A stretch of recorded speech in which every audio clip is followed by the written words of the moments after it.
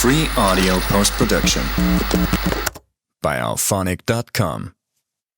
यह chapter functions है और प्रोग्रामिंग में फंक्शंस यूज होते हैं। फंक्शंस बिल्ट इन फंक्शंस होते हैं, यूजर डिफाइंड फंक्शंस होते हैं। और बिल्ट इन फंक्शंस जो होते हैं वो इनको प्रयोग किया जाता है जैसे होते हैं वैसे ही। इनको अलग से आप परिभाषित नहीं करते हैं, डिफाइंड नहीं करते हैं।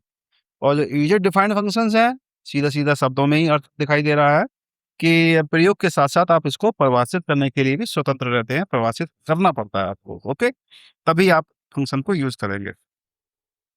ठीक है, तो अब कुछ हेडर फाइल्स हैं, जैसे conio.h है। तो इसमें 2 फंक्शन होते हैं, एक क्लियर स्क्रीन का फंक्शन होता है, एक गेट ch का फंक्शन होता है। तो ये प्रीडिफाइंड होते हैं, जिसमें एक का कार्य मॉनिटर स्क्रीन को साफ करना होता है और दूसरे का कार्य आउटपुट को मॉनिटर स्क्रीन पर पॉज़ करना होता है। वहीं देखिए iostream.h जो फाइल होती है, वो इनपुट आउटपुट को नियंत्रित करती है। इसमें बिल्ट इन फंक्शंस प्रीडिफाइंड नहीं होते हैं, किसमें? iostream.h में। और जबकि इनपुट आउटपुट को ये नियंत्रित करती है, कंट्रोल करती है। अब मेन फंक्शन की वाली बात आ जाती है। तो मेन फंक्शन भी यूजर डिफाइंड फंक्शंस होते हैं ये। इस फंक्शन में यूजर डिफाइंड फंक्शन के नाम लिखने को फंक्शन कॉल कहा जाता है।